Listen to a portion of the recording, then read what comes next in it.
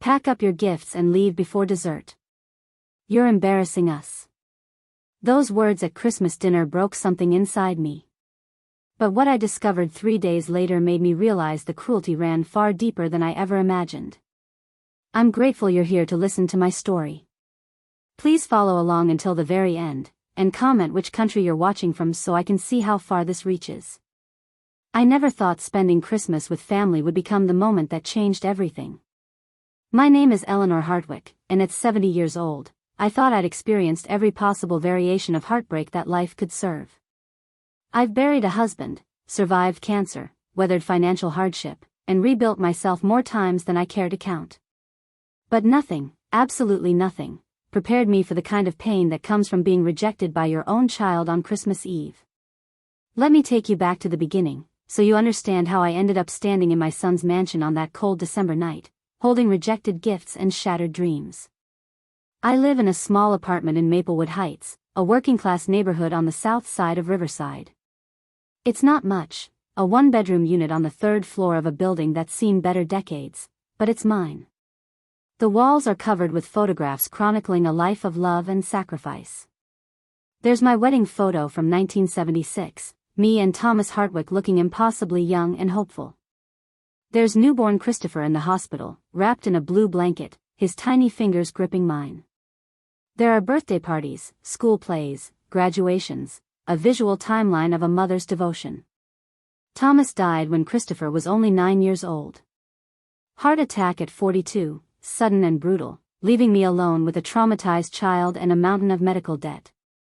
I was 39 then, a woman with a high school education and limited job prospects.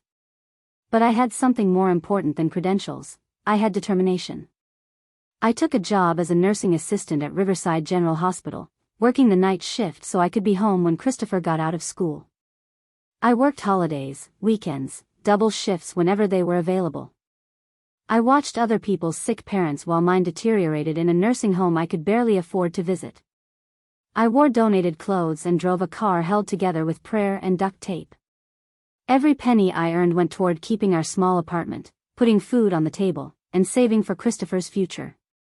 The sacrifices were endless and invisible. I never took vacations. I never went on dates.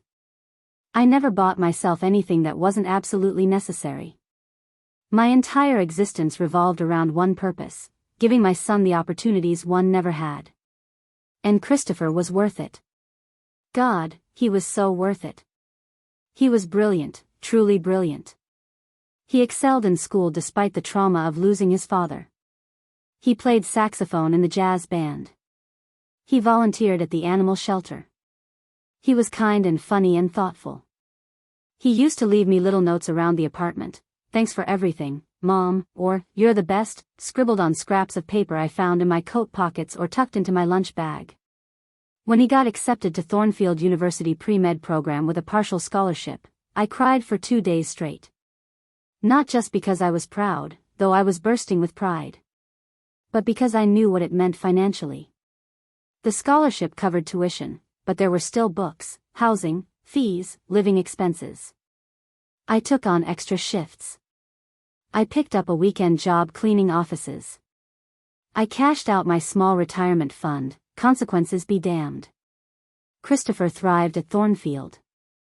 He graduated summa cum laude and got accepted to one of the most prestigious medical schools in the country, Weston Medical College. More loans, more sacrifices, more years of working myself to exhaustion. But I never complained. Not once.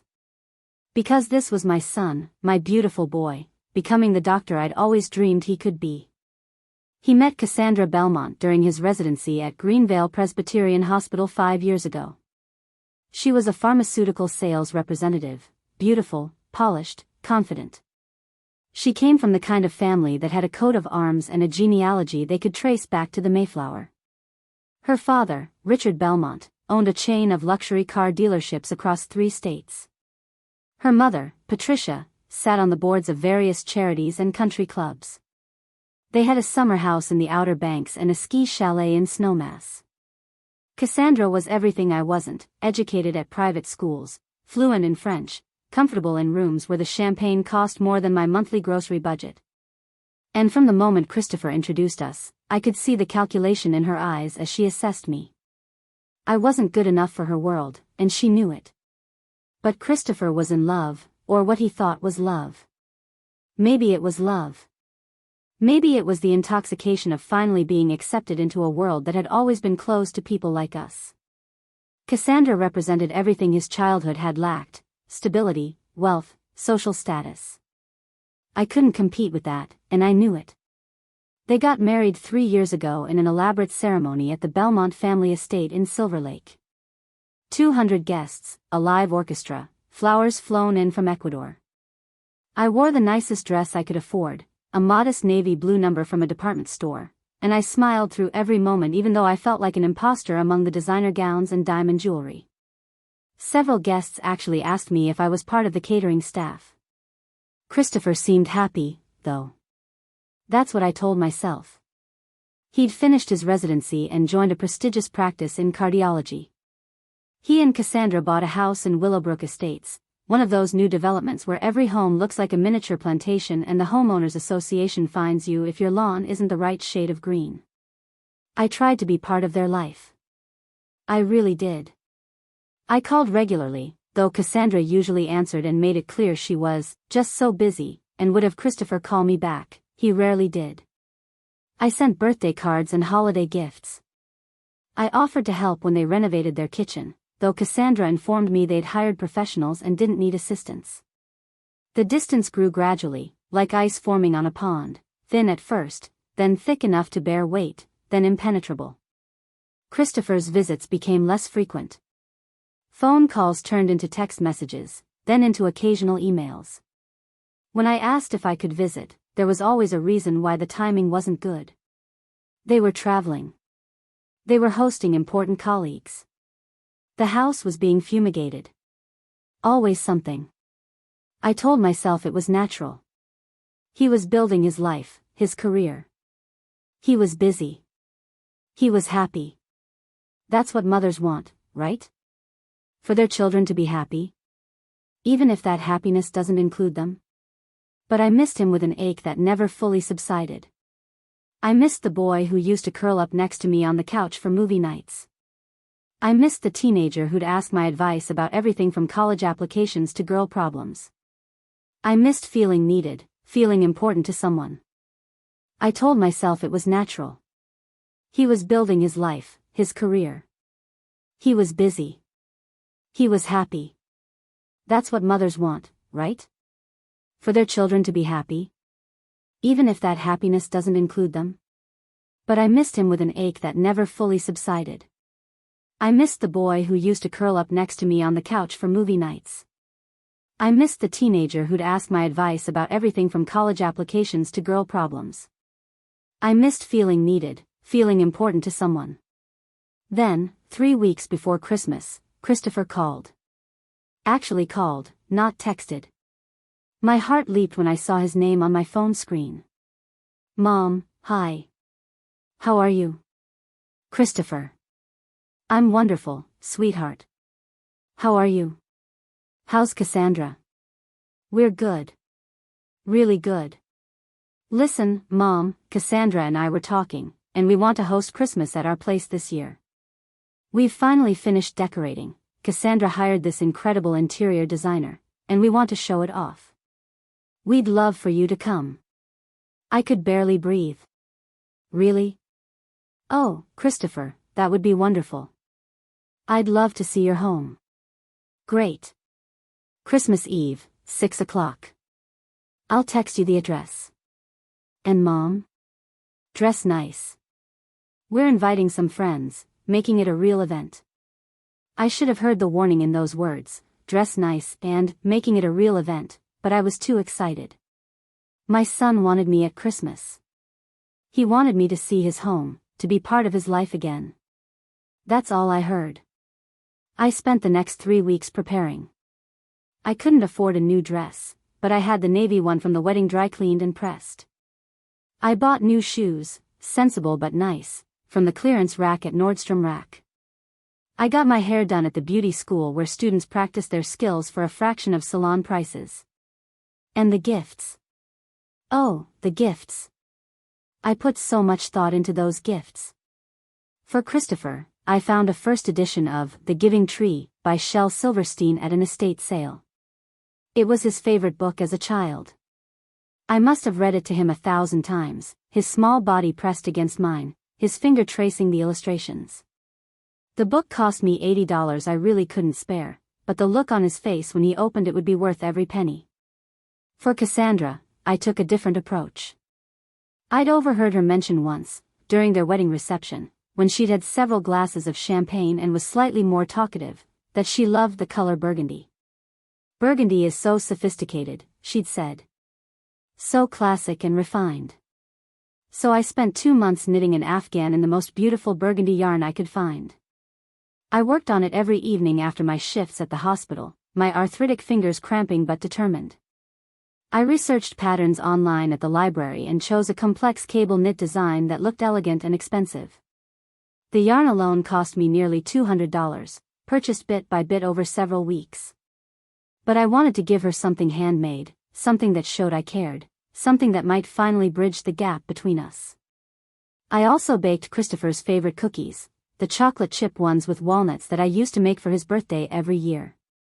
I packaged them in a decorative tin I found at the thrift store, lined with wax paper and a ribbon on top.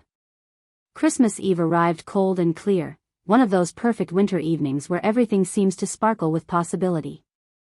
I packed my gifts carefully into shopping bags, dressed in my navy dress and new shoes, and drove across town to Willowbrook Estates. The neighborhood was like something from a fantasy. Every house was lit up like a Christmas catalog, with professional light displays and enormous wreaths on every door.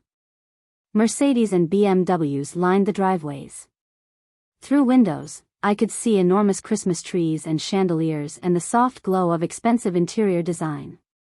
Christopher's house, his and Cassandra's house, was at the end of a cul-de-sac.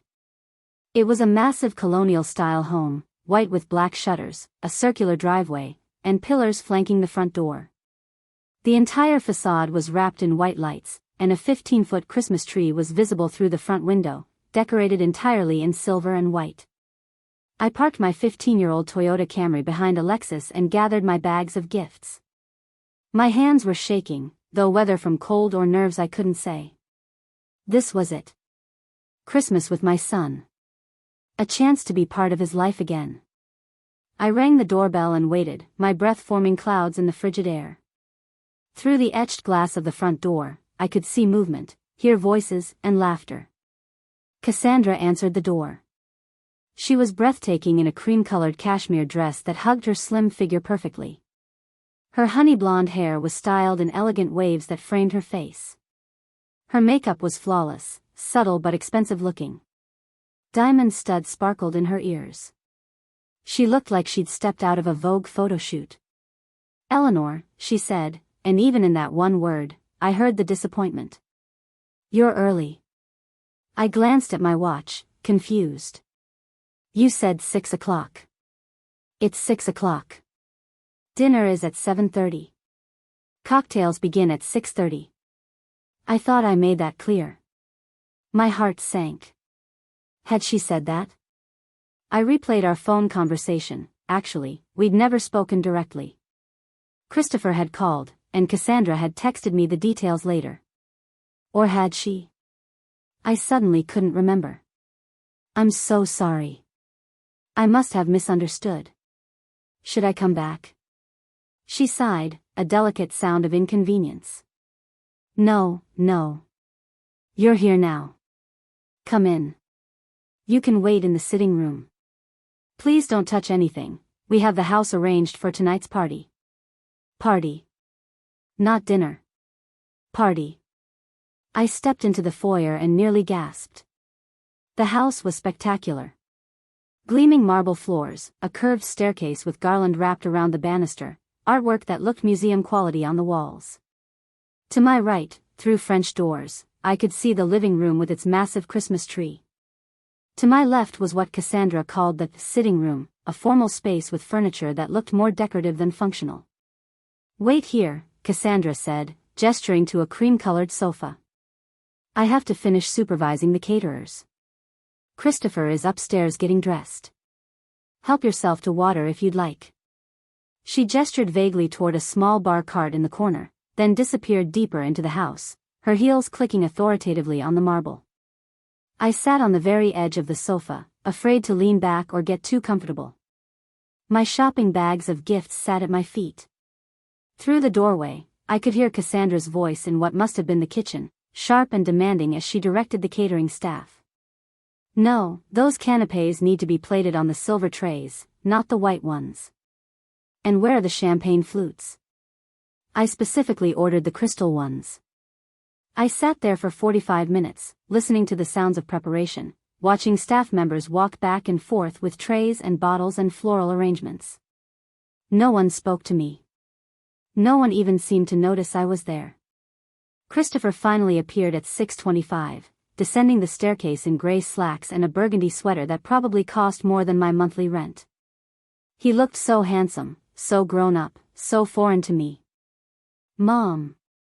He came into the sitting room and kissed my cheek quickly. Sorry, got caught up getting ready. How are you? I'm good, sweetheart. The house is beautiful. Just beautiful. Thanks. Cassandra put a lot of work into it. Hey, I need to help set up the bar in the dining room. Other guests will be here soon.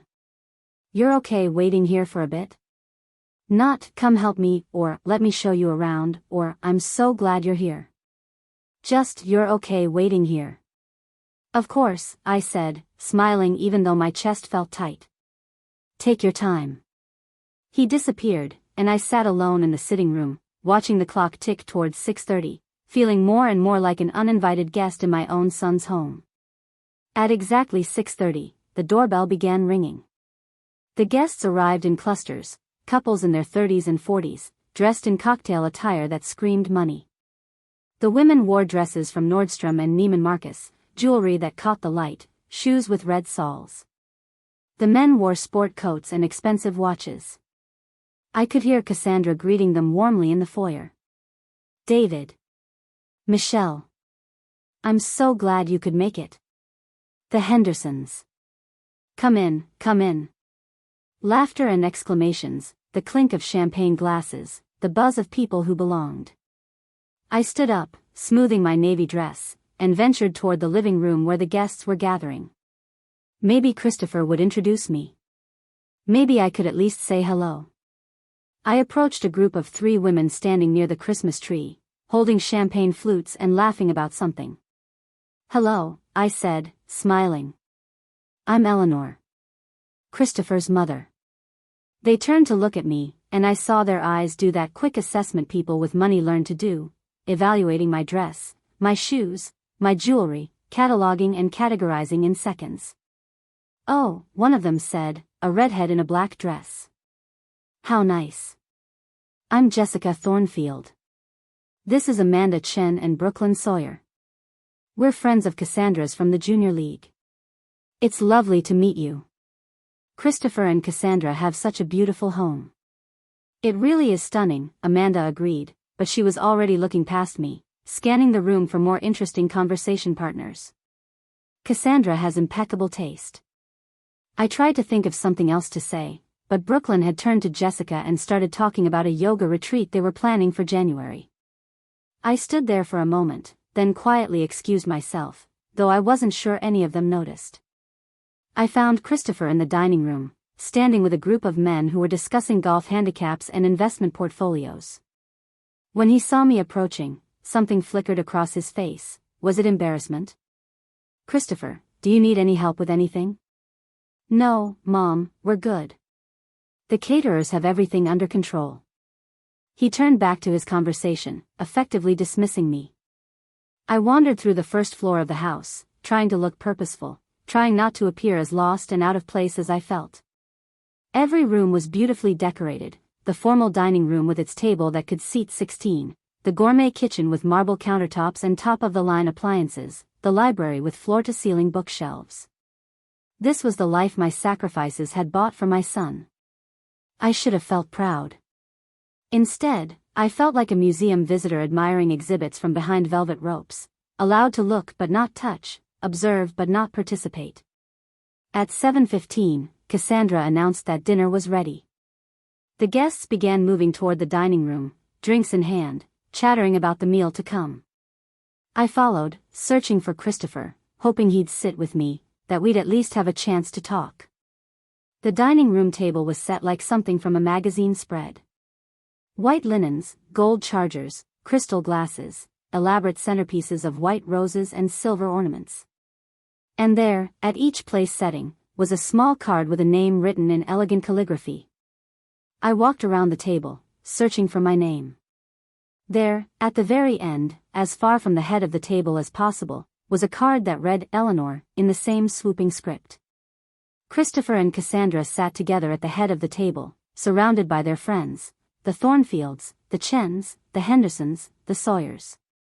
Down the table were other couples I didn't know, all engaged in animated conversation. And then me, at the far end, isolated by 3 empty chairs on either side. I sat down, smoothing my napkin in my lap, and watched as waiters began serving the first course, some kind of soup with a garnish I couldn't identify. The conversation flowed around me, but I was too far away to participate. I caught fragments, talk of vacation homes, private schools, country club politics, stock options. I tried to catch Christopher's eye, but he was deep in conversation with a man named David about a new cardiac procedure. Cassandra was laughing at something Brooklyn was saying, her hand resting possessively on Christopher's arm. Course after course arrived, the soup, a salad with pears and goat cheese, some kind of fish preparation, the main course of lamb with rosemary. Everything was exquisite and perfectly presented. Everything tasted like cardboard in my mouth. I was invisible. Completely and utterly invisible at my own son's Christmas dinner. It was during the main course when I decided to try to change that. I'd brought gifts. Beautiful, meaningful gifts that showed how much I cared. Maybe if I gave them now, Christopher would remember our connection. Maybe Cassandra would see that I was trying, that I wanted to be part of their family. I stood up, my chair scraping slightly against the floor. Several people glanced my way briefly, then returned to their conversations. I walked to the sitting room where I'd left my shopping bags and carefully gathered the wrapped presents. My hands were shaking as I carried them back to the dining room. The conversation had continued without pause in my absence. I approached the head of the table where Christopher and Cassandra sat, holding my gifts like offerings. "Christopher, Cassandra," I said, my voice barely above a whisper. I cleared my throat and tried again, louder. "I brought Christmas gifts. I thought maybe we could open them now." The conversation died. 16 pairs of eyes turned to look at me. The silence was sudden and absolute, broken only by the soft holiday music playing in the background. Cassandra set down her wine glass very slowly and deliberately. When she looked up at me, her face had transformed from the gracious hostess to something colder, harder. "Eleanor," she said, and her voice had an edge that could cut glass. "What are you doing?" "I brought presents. For you and Christopher." I thought. "We agreed no gifts this year." She spoke slowly, enunciating each word as if I were a child who couldn't understand simple instructions. "I specifically told you that when I texted the dinner details. We're doing charitable donations instead of presents." My mind raced back through our limited communications. Had she said that? I couldn't remember. But even if she had, surely she could understand that a mother wanted to give her son something for Christmas. "I'm sorry if I forgot, but I already made these, and I thought." "You thought wrong." Cassandra stood up, her chair scraping loudly against the floor. "This is exactly the problem, Eleanor. You never listen. You never follow simple directions. Do you have any idea how embarrassing this is?" I felt my face burning. Around the table, guests were staring. Some looked uncomfortable, some looked fascinated by the drama unfolding, but all of them were watching me humiliate myself. I didn't mean to embarrass anyone. I just wanted.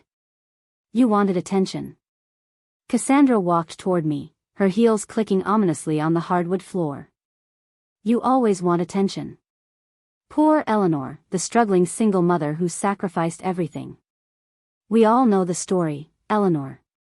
Christopher has told it 1,000 times. You worked so hard. You gave up so much. You're a saint. We get it. Each word landed like a physical blow. I looked desperately at Christopher, waiting for him to defend me, to tell his wife to stop, to show some shred of the boy who used to love me. He sat frozen, his face red, his eyes fixed on his plate. He said nothing. Cassandra, please, I whispered, hating how my voice shook. It's Christmas. It's our home. She was close to me now, close enough that I could smell her expensive perfume. Our dinner party. Our life. Do you understand? This isn't about you, Eleanor. It hasn't been about you for years. But you can't seem to accept that. She reached out and took the gifts from my arms, the carefully wrapped packages that represented months of work and thought and love, and thrust them back at me like they were contaminated. I've tried to be patient with you. I've included you in our lives even though you don't fit into this world. I've tolerated your constant need to be seen and appreciated and thanked for doing what mothers are supposed to do. But I'm done, Eleanor. I'm done pretending that we're all one big happy family when the truth is, you make everything awkward and uncomfortable. Tears were streaming down my face now, hot and unstoppable. I couldn't speak. Couldn't move. Could barely breathe. Take your homemade gifts back to your little apartment, Cassandra continued, her voice dripping with disdain. Pack up your things and leave. Before dessert. You're embarrassing us in front of our friends, and I want you gone. The room was spinning. I looked around at the faces staring at me, some shocked, some pitying, some coldly amused. These people I didn't know were witnessing my complete humiliation. Christopher? I managed to say his name, though it came out as barely more than a sob. My son finally looked at me. Finally met my eyes. And what I saw there destroyed the last shred of hope I'd been clinging to. Shame.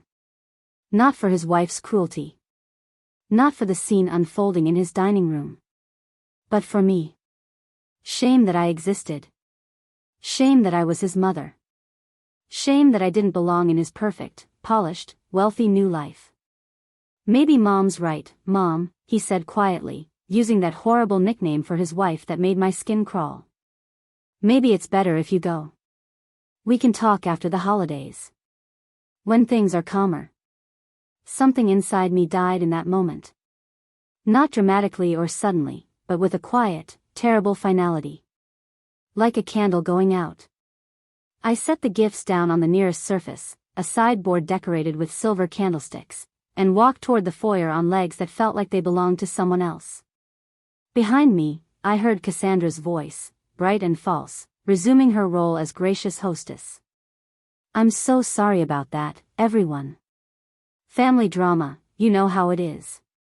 Shall we continue with dinner? I have the most amazing chocolate torte for dessert.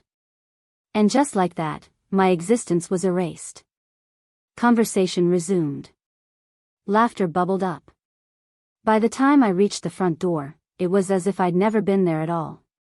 I drove home through Christmas Eve traffic, past houses glowing with warmth and decorated with joy, past families visible through windows gathered around their own dinner tables. The radio played carols that mocked me with their promises of peace and comfort and joy.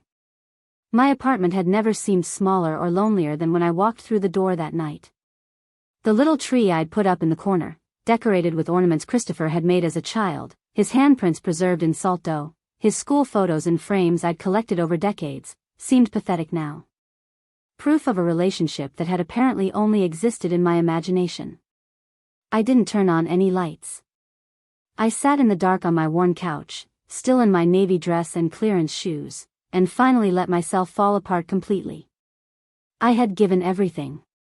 My youth, my health, my finances, my entire life. I had worked myself to the bone for decades to give my son opportunities I'd never had. And tonight, on Christmas Eve, I'd been thrown out of his house like garbage for daring to give him a gift. We don't owe you anything. That's what Cassandra had really been saying. Not just her, but Christopher too, by his silence, by his complicity, by his shame at my existence. They didn't owe me anything. All those years of sacrifice, all those nights working double shifts, all those times I went without so he could have, none of it mattered. None of it created any obligation or gratitude or even basic respect. I cried until I had nothing left, until the sky outside began to lighten with the gray promise of Christmas morning. But as I sat there in the dark, something else began to grow alongside the grief. Not anger, exactly. Not yet. But something harder. Something that felt like clarity. If Christopher and Cassandra truly believed they owed me nothing, then perhaps I owed them nothing in return. No more trying to fit into their world. No more accepting crumbs and calling it love. No more pretending that the relationship we had was anything close to what a mother and son should share. I finally went to bed as dawn broke on Christmas morning, emotionally hollowed out but somehow more awake than I'd been in years. I had no way of knowing that in 3 days, would receive a piece of mail that would change everything. That would transform my heartbreak into something much more dangerous. That would make me question not just my relationship with my son, but everything I thought I knew about the life he'd built. 3 days. That's all it took for my grief to turn into something else entirely. Christmas Day arrived with the kind of cruel brightness that mocks suffering. Sunlight streamed through my apartment windows, illuminating dust motes and highlighting every shabby corner of my small home. Outside, I could hear families in the building, children shrieking with delight over new toys, the smell of holiday cooking wafting through the halls, the sounds of joy that felt like knives twisting in my chest. I hadn't slept more than an hour. Every time I closed my eyes, I saw Cassandra's face twisted with contempt, heard her voice saying, "You're embarrassing us," felt the weight of those rejected gifts in my arms. Worse, I saw Christopher's face, the shame in his eyes, the way he'd looked at me like I was something distasteful he needed to dispose of. My phone sat on the bedside table, silent and accusatory. Part of me kept hoping it would ring, that Christopher would call to apologize, to explain, to say something that would make last night make sense. But the phone remained dark and quiet. I finally dragged myself out of bed around 10 in the morning. My reflection in the bathroom mirror was brutal, eyes swollen from crying, face pale and drawn, looking every one of my 70 years and then some. The navy dress from last night hung on the back of the bathroom door, and I couldn't bear to look at it. I made coffee with shaking hands and sat at my small kitchen table, staring at nothing. The little Christmas tree in the corner seemed to mock me now with its homemade ornaments and twinkling lights. I'd been so excited to decorate it a few weeks ago, imagining Christopher stopping by to see it, maybe sharing memories of the ornaments he'd made as a child. What a fool I'd been. My phone buzzed suddenly, making me jump. For one desperate moment, my heart leaped. Maybe it was Christopher. Maybe he'd come to his senses. It was a text from my friend Diane, a fellow nursing assistant I'd worked with for 15 years before I retired. "Merry Christmas, Eleanor. Hope you're having a wonderful day with Christopher. Call me later and tell me all about it. Christmas tree red heart." I stared at the message, at those cheerful emojis that belonged to a different universe than the one I was currently inhabiting. What could I possibly tell her? That my son had allowed his wife to humiliate me in front of strangers? That I'd been thrown out of Christmas dinner like unwanted garbage? I set the phone down without responding. The day dragged on with excruciating slowness. I tried to distract myself, turned on the television but couldn't focus on anything, picked up a book but couldn't remember what I'd just read, attempted to eat but everything tasted like ash. Mostly I just sat, replaying the previous night over and over, trying to understand where everything had gone so catastrophically wrong. Had I really been that inappropriate? Was bringing gifts such a terrible breach of etiquette? Even if Cassandra had mentioned not exchanging presents, which I still couldn't remember, surely the intent behind my gesture should have counted for something. I was his mother. I'd given him life, raised him, sacrificed everything for him. Didn't that earn me at least a basic level of courtesy and respect? But then Cassandra's words echoed in my mind. "We don't owe you anything." Maybe that was the truth I'd been refusing to see. Maybe all those years of sacrifice didn't create any obligation. Maybe I'd been operating under a fundamental misunderstanding of how parent-child relationships worked. You give and give and give, and then one day your child is grown and gone, and you have nothing left except memories that hurt more than comfort. By late afternoon, I couldn't stand the silence and isolation anymore. I picked up my phone and dialed Christopher's number. My hands were shaking so badly I almost dropped the phone. It rang once. Twice. 3 times. 4. Hi, you've reached Dr. Christopher Hartwick. I'm unable to take your call right now. Please leave a message and I'll get back to you as soon as possible. The beep sounded, and I opened my mouth to speak, but nothing came out. What could I say? How could I compress the enormity of what I was feeling into a voicemail message? Christopher, it's Mom, I finally managed. I just wanted to talk about last night. To understand what happened. Please call me back. I love you. I hung up and sat staring at the phone, willing it to ring. It didn't. The next day, the day after Christmas, a Thursday, was somehow even worse.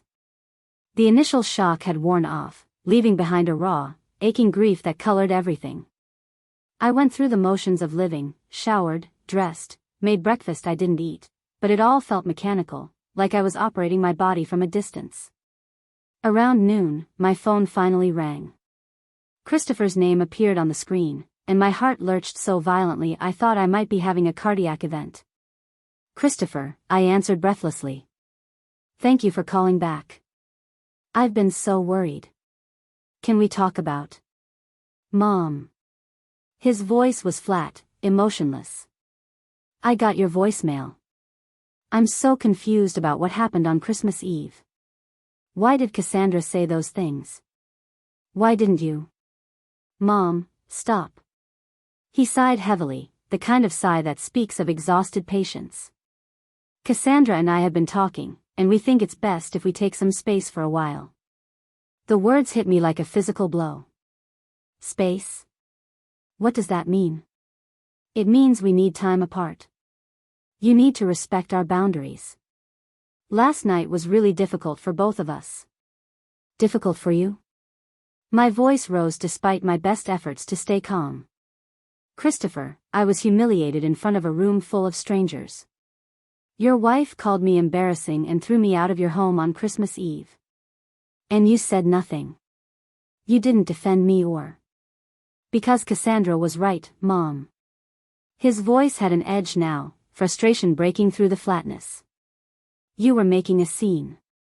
You were drawing attention to yourself when we'd specifically asked you not to bring gifts. I'm your mother. I wanted to give you something for Christmas. That's not making a scene, that's exactly what Cassandra was talking about. You can't just follow simple instructions. You always have to do things your way, no matter what we ask. I felt tears starting again, hot and angry. So this is my fault? I'm being blamed for wanting to give my son a Christmas present? You're being blamed for not respecting our wishes. For always making everything about you and your feelings and your need to be appreciated. I don't need to be appreciated, I said, my voice breaking. I need to be treated like a human being. I need my son to show me a basic level of respect and love. There was a long pause. When Christopher spoke again, his voice was colder. I think that's part of the problem, Mom. You have this expectation that I owe you something. That because you raised me and worked hard, I'm supposed to spend my life being grateful and putting you first. I never asked to be put first. I just asked to be included in your life. You are included. We invited you to Christmas dinner. You invited me to be humiliated. The words exploded out of me, years of suppressed hurt finally breaking free. You sat there and watched your wife verbally abuse me, and you did nothing. You looked ashamed, not of her, but of me. Your own mother. Maybe I was ashamed. His voice was quiet now, but the words carried the weight of finality. Maybe I'm tired of always having to explain you to my friends and colleagues. Tired of making excuses for why my mother doesn't fit into our world. The silence that followed was deafening. I couldn't breathe. Couldn't think. My son, my beautiful boy who I'd given everything for, had just admitted he was ashamed of me. "Christopher," I whispered. "How can you say that to me?"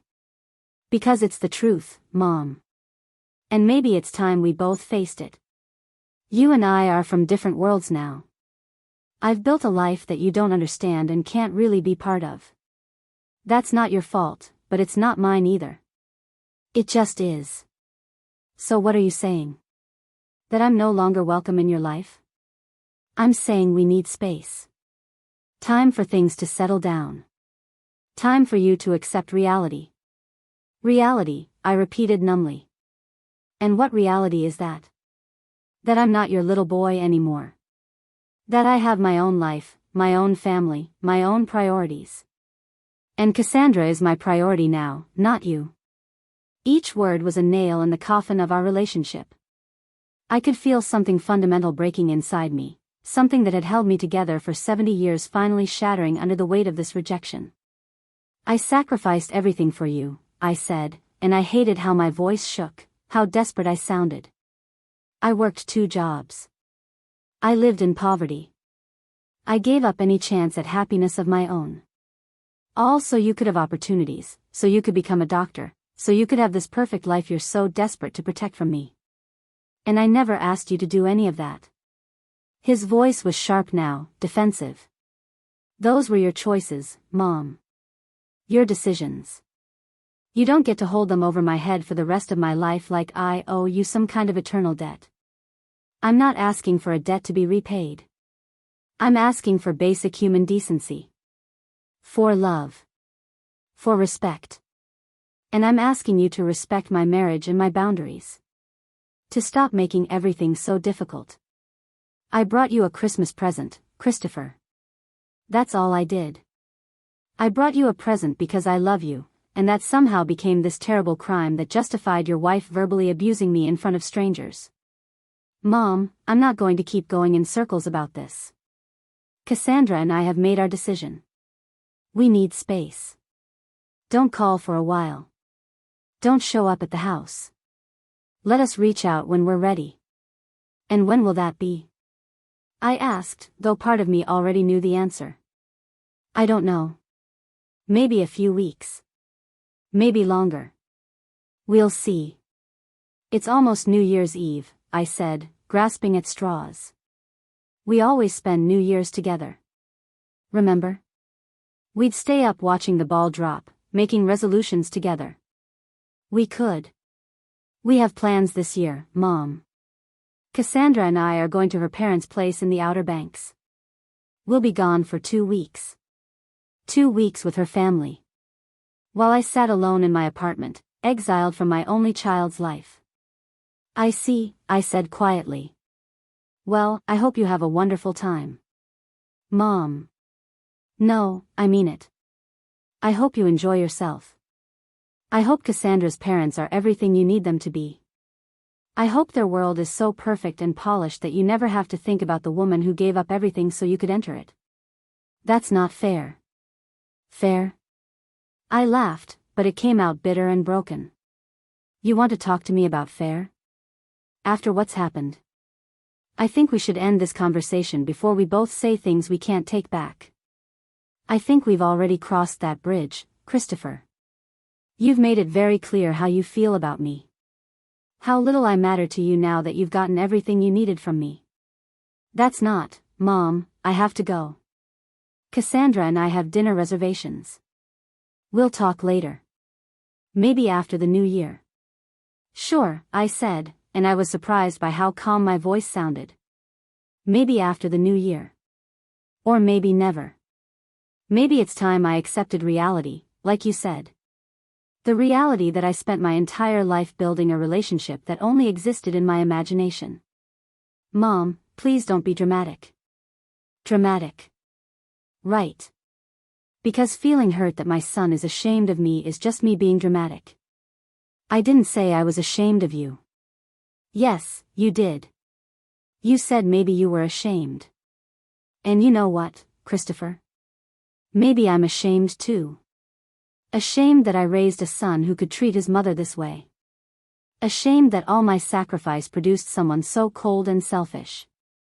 I think we definitely need to end this conversation now. One more thing, I said, and my voice was steady now, clear and cold. When you're with Cassandra's family, enjoying their big house and their expensive food and their perfect Christmas that I ruined by existing, I want you to think about something. Think about what you'll do when you need me again. Because one day, you might. One day you might need a kidney or a bone marrow transplant or someone to take care of you when you're sick. And I want you to remember this moment. Remember that you told me we don't owe each other anything. Mom. I hung up. My hands were shaking violently.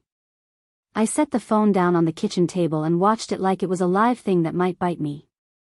Part of me expected him to call right back, to apologize, to say he hadn't meant any of it. The phone stayed silent. I sat there for a long time, feeling something fundamental shift inside me. The grief was still there, raw and aching, but alongside it was something else. Something harder. Something that felt like the death of hope. For 39 years, my entire adult life had revolved around one purpose, being Christopher's mother. Every decision I'd made, every sacrifice I'd endured, every moment of joy or pain had been filtered through that single identity. I was Christopher's mom. That's who I was. That's what gave my life meaning. And now Christopher was telling me, in the clearest possible terms, that he didn't want me to be that anymore. That my role in his life was finished. That I was an embarrassment and an inconvenience to be managed, not a person to be loved. Who was I if I wasn't Christopher's mother? What purpose did I have? What had all those years of sacrifice been for? The questions swirled in my mind, dark and unanswerable. I spent the rest of Thursday and all of Friday in a haze. I barely ate. I didn't answer the phone when Diane called again. I just sat in my apartment, staring at the walls, trying to process the enormity of what had happened. By Friday evening, something inside me had crystallized. A decision, or maybe just an acceptance of reality. If Christopher believed we owed each other nothing, then I would stop trying to collect on a debt he claimed didn't exist. I would stop reaching out, stop trying, stop hoping. I would let him have the space he wanted, all the space in the world. I would become exactly what he seemed to want me to be, absent from his life. The thought brought a strange kind of peace. Not happiness, but the calm that comes from surrender. I was sitting at my kitchen table Saturday morning, drinking coffee and staring at nothing, when I heard the mail slot in my apartment door rattle. Mail on Saturday was usually just junk, advertisements and credit card offers. But something made me get up and check. Among the grocery store circulars and carpet cleaning coupons was a single envelope. Heavy cream-colored paper, expensive looking. The return address made my stomach clench.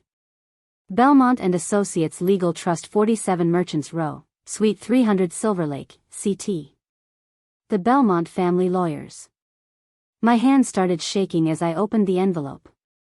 Inside was a letter on thick letterhead, along with several other documents I couldn't immediately process. I unfolded the letter and began to read. Dear Mrs. Eleanor Hartwick. This letter serves as formal notification regarding the Cassandra Belmont Discretionary Trust, established by Richard and Patricia Belmont for the benefit of their daughter, Cassandra Marie Belmont, now Cassandra Hartwick, and her spouse. As part of standard administrative review of trust disbursements, our office has identified several concerning transactions that require your immediate attention as the maternal grandmother of any future beneficiaries. I had to read that sentence 3 times before it made any sense. Maternal grandmother? But Christopher and Cassandra didn't have any children. I kept reading, my confusion growing with every line. The trust was established with specific provisions regarding the education and welfare of any grandchildren born to Cassandra Belmont. However, recent disbursements totaling $127,000 over the past 18 months have been made for purposes listed as childcare expenses, educational consultants, and medical care for minor dependents. As the practice administrator for this trust, I am required to verify these expenses with all parties involved in the care of said dependents. According to trust documents, you are listed as the primary maternal caregiver for the beneficiaries. We request that you contact our office at your earliest convenience to verify these disbursements and provide supporting documentation. My brain felt like it was short-circuiting. Childcare expenses? Medical care for dependents? I wasn't taking care of any children. Christopher and Cassandra didn't have children. Did they? I set the letter down with trembling hands and looked at the other documents that had been included. Bank statements. Copies of checks. A spreadsheet listing disbursements. June 15th, $8,500, childcare expenses, Eleanor Hartwick. July 22nd, $12,000, educational consultant fees, Eleanor Hartwick. August 10th, $9,200, medical care and supplies, minor dependents. September 5th, $15,000, special needs assessment and care, Eleanor Hartwick. On and on, month after month. My name appeared multiple times, always in connection with childcare, always listing me as the caregiver receiving payment for services. $127,000 in total. I sat back in my chair, my mind reeling. This had to be a mistake. Some kind of administrative error. I'd never received any of this money. I'd never taken care of any grandchildren because there weren't any grandchildren to take care of. Unless. A cold feeling started spreading through my chest. What if this wasn't a mistake? What if Christopher and Cassandra were claiming to have children who didn't exist, and using those non-existent children to embezzle money from Cassandra's family trust? No. That was insane. Christopher was a doctor, a respected cardiologist. He had a good income, a beautiful home. Why would he need to steal from his wife's trust fund? But even as I tried to dismiss the idea, pieces started falling into place. The way Cassandra had kept me at arm's length for years, rarely allowing me to visit their home. The constant excuses about why they were too busy to see me. The way they'd both become increasingly distant over the past 18 months, exactly the time frame mentioned in the lawyer's letter. What if they'd been keeping me away not because I was an embarrassment, but because they needed me to be absent? Because they were claiming to be paying me to care for grandchildren who didn't exist, and they couldn't risk me accidentally exposing the fraud? My hands were shaking so badly I could barely hold the documents. I read through everything again, more carefully this time. The amounts, the dates, the descriptions. It was all so specific, so detailed. These weren't vague notations, they were elaborate lies, building a false narrative about children I'd never met and care I'd never provided. And they'd used me. Used my name. Made me an unwitting accomplice to their fraud without ever telling me. The phone rang, making me jump. I looked at the caller ID, unknown number. I answered with a shaky voice. Hello? Mrs. Hartwick? This is Gregory Ashford from Belmont and Associates Legal Trust. I'm calling to follow up on the letter we sent you regarding the trust disbursements. I just received it. About 20 minutes ago. Excellent. Then you understand why we're reaching out. We need to schedule a time for you to come to our office to review the documentation and verify these expenses. There are some significant discrepancies we need to address. Mr. Ashford, I said slowly, I need to be very clear about something. I have never received any money from any trust. I have never been paid for childcare or anything else related to my son and daughter-in-law. And as far as I know, they don't have any children. There was a long pause on the other end of the line. I'm sorry, could you repeat that? I said I've never received any payments. I didn't even know this trust existed until I got your letter this morning. Another pause, longer this time. I could hear papers shuffling in the background. Mrs. Hartwick, are you saying you have no knowledge of the disbursements made in your name? That's exactly what I'm saying. I see. His voice had changed, become more formal, more careful. And you're stating unequivocally that Dr. Christopher Hartwick and his wife Cassandra do not have any children? No, they don't. I'm certain of that. Mrs. Hartwick, this is a very serious matter. If what you're telling me is true, we may be looking at substantial fraud. Theft from a family trust. I need to ask you to come to our office as soon as possible. Can you come Monday morning? My head was spinning. Yes. Yes, I can do that. 9 a.m. Bring any documentation you have regarding your relationship with Christopher and Cassandra. Bank statements showing you haven't received these payments, any communication you've had with them. Anything that can help us establish the truth. Mr. Ashford, what happens now? What happens to Christopher and Cassandra? That depends on what our investigation reveals. But Mrs. Hartwick, if your son and daughter-in-law have been fraudulently claiming trust disbursements for non-existent dependents, they could be facing serious criminal charges. Theft, fraud, possibly conspiracy. The trust was established by Mrs. Cassandra Hartwick's parents, which makes this an even more serious breach of family trust. After I hung up, I sat in stunned silence, staring at the documents spread across my kitchen table. My son, my Christopher, who I'd raised to be honest and honorable, was a thief. He and his wife had concocted an elaborate scheme to steal from her own family, using fictitious grandchildren and fraudulent childcare expenses. They'd used my name, made me part of their crime without my knowledge or consent. And suddenly, everything from Christmas Eve made horrible, perfect sense.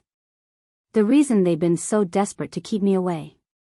The reason Cassandra had been so hostile, so eager to drive wedges between Christopher and me. The reason I'd been excluded from their lives for the past 18 months.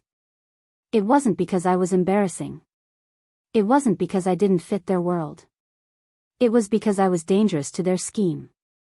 Every visit, every phone call, every interaction was a risk that I might accidentally expose the truth, that there were no grandchildren, no childcare expenses, no reason for me to be receiving payments from the trust. They'd been systematically isolating me, creating distance, making sure I couldn't accidentally blow up their fraud. And when I'd shown up on Christmas Eve with gifts and expectations of family connection, it had been too risky. So Cassandra had done what she needed to do, made sure I understood I wasn't welcome, wasn't wanted, would never be included again. The humiliation hadn't been cruel for cruelty's sake. It had been strategic. Calculated to make me so hurt and angry that I'd stay away voluntarily, removing the threat I posed to their scheme. I looked at the phone, thought about calling Christopher, confronting him. But what would I say? What could he possibly say that would explain this? More importantly, did I want to warn him? Did I want to give him a chance to cover his tracks or prepare a defense? I thought about Christmas Eve. About Cassandra's contempt. About Christopher's shame and his words on the phone. Maybe I'm tired of always having to explain you to my friends and colleagues. I thought about how he'd said we owed each other nothing. And I made a decision. On Monday morning, I would go to that lawyer's office. I would tell them everything I knew. I would hand over every piece of evidence I had. And I would watch my son face the consequences of his choices. If he believed we owed each other nothing, then I owed him nothing, not loyalty, not protection, not silence in the face of his crimes. He'd rejected me. Humiliated me. Told me I was an embarrassment and an inconvenience. Now he would learn that dismissed mothers could be dangerous. The weekend passed in a strange state of suspended animation. I couldn't eat, couldn't sleep, couldn't focus on anything except the documents spread across my kitchen table and the phone conversation I kept replaying in my mind. Christopher's voice saying, "Maybe I was ashamed," echoed endlessly through my thoughts, now taking on sinister new meaning. He hadn't been ashamed of me because I didn't fit into his wealthy world. He'd been ashamed because I was evidence, living, breathing evidence that contradicted the elaborate lie he and Cassandra had been constructing for 18 months. Every time I appeared, every interaction we had, I threatened to expose the fact that there were no grandchildren for me to care for, no reason for those trust fund payments to exist. Sunday afternoon, I did something I hadn't done in years. I went through every box in my small storage closet, pulling out every piece of documentation related to Christopher I possessed. Birth certificate. School records. His college acceptance letters. Medical school graduation program. Every card he'd ever given me, every letter he'd written when he was away at school. Photographs from every stage of his life. I also gathered my own financial records, bank statements going back 2 years, showing clearly that I'd never received any mysterious deposits or payments. My modest retirement income from the hospital, my small social security checks, nothing more. No evidence of the $127,000 that had allegedly been paid to me for childcare services. As I organized everything into folders, I found myself looking at photographs of Christopher as a child. There he was at age 7, missing his 2 front teeth, grinning at the camera while holding up a trophy from his soccer league. Age 12, awkward and gangly in his first suit for his school's award ceremony. Age 16, so proud the day he got his driver's license. Age 22, graduation day from Thornfield University, his arm around my shoulders, both of us beaming. When had that boy, my boy, turned into someone capable of theft and fraud? When had he learned to lie so elaborately, so convincingly? Or had that capacity always been there, hidden beneath the surface of the sun I thought I knew? I barely slept Sunday night. Every time I closed my eyes, I imagined Monday's meeting, what I would say, what would happen afterward. By the time my alarm went off at 6 a.m., I'd already been awake for hours. I dressed carefully in my most professional outfit, a gray pantsuit I'd bought years ago for hospital administrative meetings, pressed and clean. I wanted to look credible, reliable, like someone whose testimony could be trusted. I gathered all my documentation into a canvas bag and left my apartment at 7:30, giving myself plenty of time to navigate downtown traffic. Belmont and Associates Legal Trust occupied the entire 3rd floor of a historic building in Silver Lake's financial district, about an hour's drive from my apartment in Maplewood Heights. The area was all old money, brick buildings with brass plaques, restaurants with white tablecloths visible through the windows, shops selling things I couldn't afford to even look at. I found parking in a garage and walked 3 blocks to 47 Merchants Row, my canvas bag heavy with evidence, my heart pounding so hard I could feel it in my throat. The building lobby was all marble and dark wood, with a security desk where I had to sign in and receive a visitor's badge. The elevator ride to the 3rd floor felt like it took an eternity. When the doors finally opened, I stepped into a reception area that screamed wealth and tradition, leather furniture, oil paintings of serious-looking men in suits, thick carpet that muffled every sound. Mrs. Hartwick? A young woman behind a massive wooden desk looked up as I approached. Mr. Ashford is expecting you. Please follow me. She led me down a hallway lined with closed doors, each with a brass nameplate. We stopped at one marked Gregory Ashford, Senior Trust Administrator. She knocked once and opened the door. The office was exactly what I'd expected, more dark wood, floor-to-ceiling bookcases filled with legal volumes, a massive desk covered with neat stacks of files. Behind the desk sat a man in his early 60s, silver-haired and distinguished in a navy suit that probably cost more than my entire wardrobe. Mrs. Hartwick.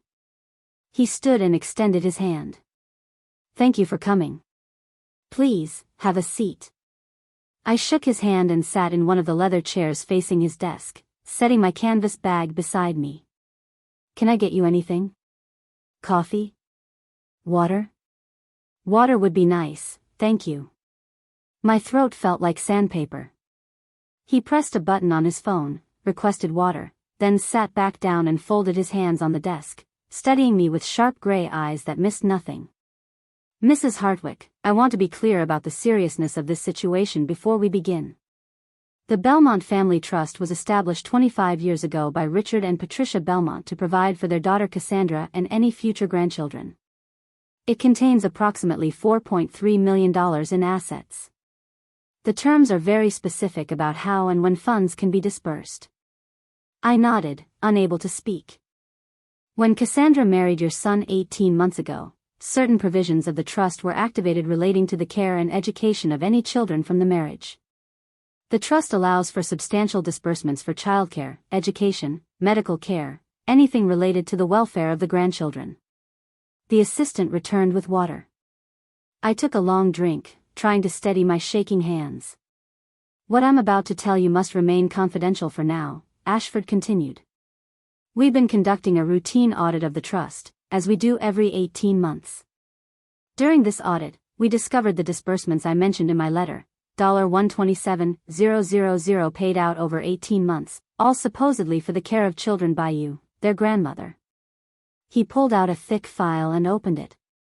The first disbursement was made in June of last year, shortly after Christopher and Cassandra's first wedding anniversary. $8,500 for childcare services provided by maternal grandmother Eleanor Hartwick. The requests continued monthly, sometimes twice monthly, always with detailed explanations about why the money was needed. He turned the file so I could see. Pages and pages of requests, each typed on official-looking letterhead, each signed by both Christopher and Cassandra. Medical care for twins, Eleanor Hartwick providing 24-hour care during recovery. I read aloud from one entry. Twins? According to these documents, your son and daughter-in-law have twin boys, age 16 months. Born April of last year. You've been their primary caregiver since birth, receiving payment through the trust for your services. I felt dizzy. There are no twins. There are no children at all. I believe you, Mrs. Hartwick. But I need you to help me prove it. Let's start from the beginning. When did you last see your son? Christmas Eve. 4 days ago. The memory made my chest tighten. They invited me to dinner. It was the first time I'd been to their home in almost 6 months. 6 months. Why so long? I hesitated, feeling foolish. Cassandra always said they were too busy. Traveling for work, renovating the house, hosting important guests. There was always a reason why it wasn't a good time for me to visit. And during those 6 months, did Christopher ever mention having children? Did they send you photos, birth announcements, anything? Nothing. Christopher barely called. When we did talk, it was always brief, surface-level conversation. He never mentioned being a father. Ashford made notes on a legal pad. Tell me about Christmas Eve. What happened? So I told him. Everything. The party I hadn't known about, the seat at the far end of the table, the humiliation when I tried to give them gifts. Cassandra's cruelty and Christopher's silence. Being thrown out before dessert. She said I was embarrassing them, I finished, my voice shaking. She said I always make everything about me, about my sacrifices. That they didn't owe me anything. Ashford leaned back in his chair, his expression thoughtful. Mrs. Hartwick, I want you to consider something. Christmas Eve was not just random cruelty. I believe it was a calculated move to ensure you would stay away from them permanently. I thought the same thing, I said quietly. When I got your letter, it all made sense. They needed me to be absent. Every visit, every phone call was a risk that someone might ask about the grandchildren and I'd accidentally expose the lie. Exactly. The timing is particularly interesting. Our audit began 3 weeks ago. Cassandra would have been notified that we'd be reviewing trust documents and potentially contacting all parties involved in childcare arrangements. She knew we'd eventually reach out to you. So she made sure I'd be so angry and hurt that even if you did contact me, I wouldn't speak to them about it first. I'd be too wounded to warn them. Precisely. She created a complete break between you and your son, ensuring you had no reason to protect them. He paused. Did they succeed? Are you here to protect your son, Mrs. Hartwick, or to tell the truth? I looked at him steadily. I'm here to tell the truth. Whatever the consequences. He nodded slowly. Good. Because the consequences will be severe. This isn't just a civil matter of trust violations. This is criminal fraud. Wire fraud. Theft. Both your son and his wife could face significant prison time. The words hit me like physical blows, but I forced myself to stay calm. I understand. Do you? Do you understand that by giving me this information, you're essentially ensuring your son will be criminally prosecuted? My son made his choices. He chose to commit fraud. He chose to use my name without my permission. And he chose to treat me with contempt and cruelty when I got too close to his scheme. I heard the hardness in my own voice and barely recognized it. If he believes we owe each other nothing, then I owe him nothing. Not my silence. Not my protection. Ashford studied me for a long moment. Very well. Let's go through everything systematically. I need to document every conversation, every interaction, every piece of evidence that proves these children don't exist and you never received these payments. For the next 3 hours, we went through everything. He recorded my testimony, had me sign sworn statements, reviewed every document I'd brought. Bank records proving I'd never received the money. Photographs showing Christopher and Cassandra at various events over the past 18 months, none showing any evidence of pregnancy or children.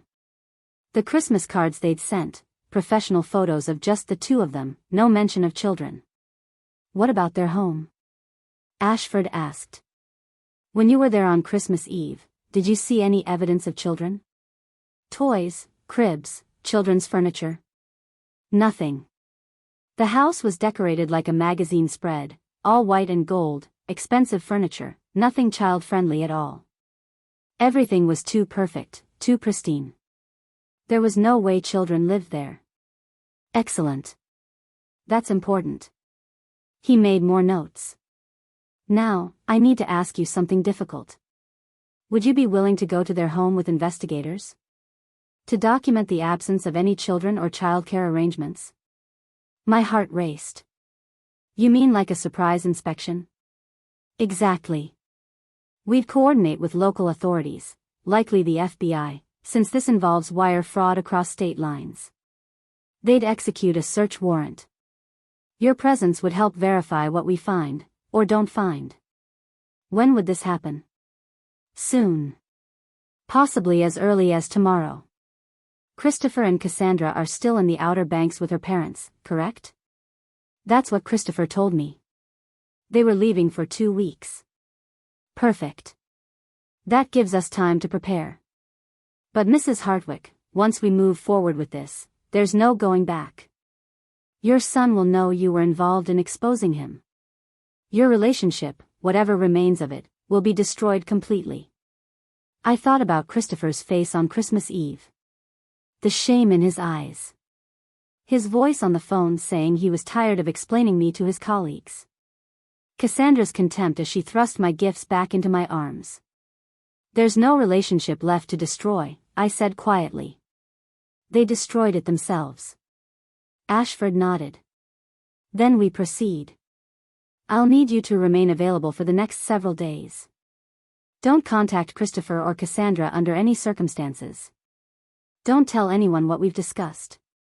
Can you do that? Yes. Good. I'll be in touch soon. I left his office feeling simultaneously lighter and heavier than I'd ever felt. Lighter because I'd finally told the truth, finally stood up for myself. Heavier because I knew what was coming, knew that I'd just set in motion events that would destroy my son's life. The next day, Tuesday, passed in agonizing slowness. I stayed in my apartment, jumping every time my phone buzzed, expecting news. But there was only silence. Wednesday morning, my phone finally rang. Ashford's number. Mrs. Hartwick, things are moving faster than anticipated. Can you come to Willowbrook Estates this afternoon? 2 o'clock. Today? Today. We have federal agents executing a search warrant on the property. I want you there to verify what they find, or rather, what they don't find. My hands started shaking. Christopher and Cassandra are still in the Outer Banks. We've been monitoring their credit cards. They're not due back until this weekend. This needs to happen while they're away, before they have any chance to stage evidence or prepare a defense. At 1:30, I drove to Willowbrook Estates, my stomach churning with anxiety. The neighborhood looked different in daylight, still affluent and perfect, but somehow less intimidating than it had been on Christmas Eve. 3 unmarked cars were already parked on the street near Christopher's house. As I pulled up, a man in a dark suit approached my car. Mrs. Hartwick? I'm Special Agent Marcus Webb, FBI. He showed me his credentials. Mr. Ashford briefed us on the situation. Thank you for agreeing to assist us today. Of course. Just to be clear, you'll be accompanying us into the residence as a civilian consultant. You'll help us identify what should or shouldn't be present if there were actually children living here. Understood? Yes. Good. We're about to execute the warrant. Stay close to me. I followed Agent Webb up the driveway where I'd walked just days before, carrying gifts and hope. Now I was walking beside federal agents about to raid my son's home. Another agent was at the door, lockpick tools in hand. Ready when you are, Webb. Proceed. The lock clicked. The door swung open. And we entered Christopher and Cassandra's perfect house. Inside, everything was exactly as I remembered from Christmas Eve. Pristine white carpets. Expensive furniture. The elaborate Christmas tree still stood in the living room, its decorations gleaming. Fan out, Webb ordered the other agents. Document everything. Mrs. Hartwick, stay with me. We moved through the first floor systematically. The formal living room, no toys, no evidence of children. The dining room with its elegant table, no high chairs, no spills, no signs that children ate there. The gourmet kitchen with its marble counters and professional-grade appliances, no baby bottles, no sippy cups, no children's dishes. Upstairs, Webb said. The second floor had 5 bedrooms. The master bedroom was enormous, decorated in cream and gold, with a king-sized bed and an attached bathroom that looked like a spa. No cribs. No changing table. No evidence that infants had ever been in this room. We checked each bedroom. One was clearly a guest room. One was set up as a home office. One was a gym with expensive equipment. The 5th was empty except for boxes labeled with designer clothing brands. No nursery, Webb said, making notes. No children's furniture anywhere. No clothes, no toys, no diapers. Nothing. We went through every closet, every bathroom, every storage space. Nothing. Not a single item that suggested children lived in this house. In Christopher's home office, one agent was photographing documents and searching through files. Got something here, he called out. We entered the office. The agent held up a folder. Financial records. Looks like our subjects have been very careful about documenting their fake childcare expenses. Detailed receipts, fabricated medical reports, even fake photographs. He spread papers across Christopher's desk. I saw documents that made me sick, birth certificates for twins named Jacob and James Hartwick, complete with official-looking seals. Medical records showing prenatal care, delivery at Greenvale Presbyterian Hospital, well baby checkups. All fabricated. And photographs. Dozens of photographs of 2 infant boys, twins with dark hair and Christopher's eyes. Who are these children? I whispered. The agent studying the photos frowned. Stock photos, maybe? Or someone else's kids they're pretending are theirs? Run facial recognition, Webb ordered. Find out whose children these really are. In a filing cabinet, they found more evidence, the trust disbursement requests I'd seen in Ashford's office, along with Christopher's notes about how to structure the requests to avoid suspicion. Plans for gradually increasing the amounts over time. Calculations about how much they could extract from the trust before anyone noticed. It was all there. Every detail of the fraud, meticulously documented by my son, the doctor I'd sacrificed everything to educate. Mrs. Hartwick, Webb said gently. Are you all right? I realized I was crying. Silent tears streaming down my face as I looked at the evidence of my son's crime spread across his expensive desk in his perfect house. I raised him better than this, I whispered. I taught him to be honest. To be good. How did this happen? Webb's expression was kind. People make choices, ma'am. Bad choices. That's not your fault. Isn't it? I was so focused on giving him opportunities that maybe I never taught him to be grateful for what he had. Maybe I never taught him that there were limits to what he could take. Or maybe, Webb said quietly, he just turned out to be someone who thought he was smarter than everyone else. Someone who thought he could get away with anything. That's not your failure. That's his. The search continued for another 2 hours. They photographed everything, documented every room, catalogued every piece of evidence. By the time they were finished, they had more than enough proof that no children lived in this house, had never lived in this house, and that Christopher and Cassandra had been perpetrating an elaborate fraud against her family's trust. What happens now? I asked Webb as we stood in the foyer, preparing to leave. Now we finish building the case. We'll subpoena their financial records, phone records, emails. We'll interview anyone who might have knowledge of the fraud. And we'll coordinate with the prosecutor's office to prepare charges. When will Christopher find out? We'll arrange to interview him and his wife when they return from their trip. Probably this weekend. We'll give them a chance to explain themselves, though I doubt they'll have any explanation that makes this okay. Will I have to testify? In court? Almost certainly. You're a crucial witness. You can verify that you never received these payments and never provided childcare. Your testimony will be essential to proving fraud. I nodded, trying to imagine standing in a courtroom, testifying against my own son. The thought made me sick. Mrs. Hartwick, Webb said, his voice gentle.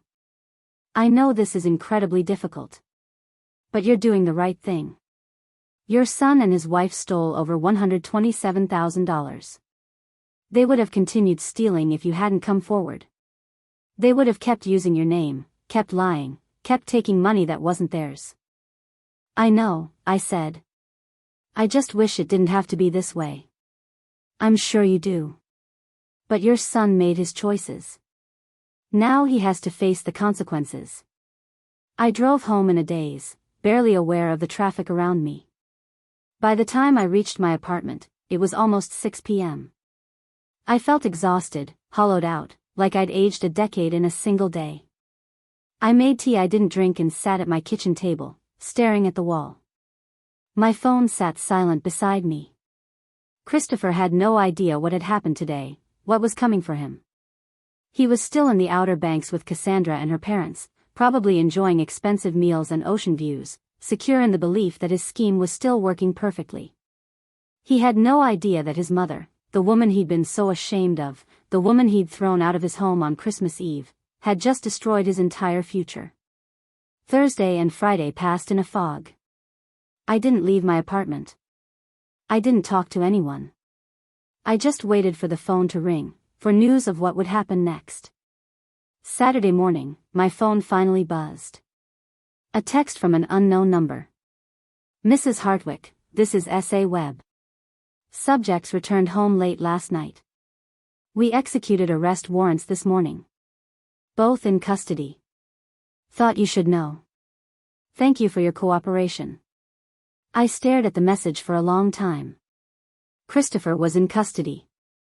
Arrested. Facing federal fraud charges because I had told the truth. I waited for guilt to overwhelm me.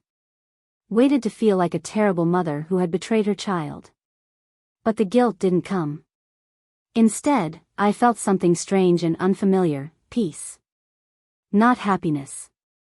Not satisfaction. Just peace. The peace that comes from finally standing up for yourself. The peace that comes from refusing to be used and manipulated anymore. The peace that comes from choosing your own dignity over someone else's lies. The next few days brought a flurry of activity. News of Christopher and Cassandra's arrest spread quickly through Silver Lake's wealthy community. A respected cardiologist and his socialite wife charged with defrauding her family trust of over $127,000. The local papers ran stories. The hospital where Christopher worked issued a statement placing him on immediate administrative leave pending investigation. I received calls from reporters wanting comments. I ignored them all. I received a call from Diane, my friend from the hospital, who'd seen the news. Eleanor, oh my God. Are you okay? I don't know, I told her honestly. Ask me in a few months. Do you need anything? Do you want me to come over? Not yet. But thank you. When I'm ready to talk, you'll be the first person I call. I received a call from Gregory Ashford. Mrs. Hartwick, I wanted you to know that Richard and Patricia Belmont have asked to meet with you. They want to thank you personally for coming forward. I don't need thanks. They're aware of that. But they want to express their gratitude anyway. And they want to apologize for what their daughter put you through. Their daughter is an adult who made her own choices. They have nothing to apologize for. Will you meet with them anyway? I think it would mean a lot to them. I hesitated. All right. But not yet. I need some time. Of course. Whenever you're ready. What I didn't receive was any communication from Christopher. No phone calls. No text messages. No letters. Nothing. He was out on bail, awaiting trial, his entire life in ruins, and he couldn't bring himself to reach out to his mother. Maybe he blamed me for his arrest. Maybe he was too ashamed to face me. Maybe he simply didn't care enough to try. I told myself it didn't matter. I told myself I'd made peace with losing him. But late at night, alone in my apartment, I still cried for the boy he'd been, for the relationship I'd thought we had, for the future we'd never share. 2 weeks after the arrests, I finally felt strong enough to meet with Richard and Patricia Belmont. Ashford arranged a meeting at his office, neutral territory where we could talk privately. The Belmonts were in their early 70s, elegant and expensively dressed, but their faces were marked with the strain of the past weeks. Patricia's eyes were red-rimmed, her makeup unable to fully conceal her grief. "Mrs. Hartwick," Richard said, standing when I entered Ashford's conference room. "Thank you for agreeing to meet with us. Please, call me Eleanor." Eleanor. Patricia reached out and took my hand. "I can't begin to tell you how sorry we are. For what Cassandra did to you. For how she treated you. For the position she put you in. You're not responsible for your daughter's choices," I said gently. "But we raised her. We gave her every advantage, every opportunity. And somehow we raised someone who could do something like this." Patricia's voice broke. "Someone who could lie and steal and manipulate, who could treat you so cruelly. I know something about blaming yourself for how your child turned out," I said quietly. "I've spent the past few weeks asking myself the same questions. Where did I go wrong? What did I miss? How did my son become someone capable of fraud? And have you found any answers?" Richard asked. "Only that sometimes people make choices we can't predict or prevent. Sometimes they become people we don't recognize. And all we can do is decide how we're going to respond to those choices." Patricia was crying openly now. "I keep thinking about Christmas Eve. Cassandra told us she'd hosted a lovely dinner party. She showed us pictures of the house all decorated, talked about what a success the evening was. She never mentioned inviting you. Never mentioned what she did to you. Of course she didn't. I was a threat to her scheme. She needed me gone, needed me too hurt and angry to ever accidentally expose her lies. It's unforgivable," Richard said firmly. "What she did to you, what she did to our family trust, what she pulled Christopher into, it's all unforgivable." "Have you spoken to her?" I asked. "Since the arrest?" "Once," Patricia said. "She called from jail, crying, begging us to pay for a lawyer, to make this go away. She said it was all Christopher's idea, that she just went along with it." "And do you believe her?" Richard's face hardened. "No. We reviewed everything with Mr. Ashford. Most of the trust disbursement requests were in Cassandra's handwriting. She was the primary architect of this fraud. Christopher may have helped her, but this was her scheme. What will you do? Will you help her with a lawyer?" The Belmonts exchanged a look. "We've hired an attorney," Richard said. "But not the kind Cassandra wanted. We've hired someone to ensure she faces appropriate consequences for what she's done. We won't let her escape responsibility for this." I felt a strange kinship with these people I'd never met before. We were all parents dealing with the reality that our children had become strangers capable of terrible things. "Eleanor," Patricia said softly.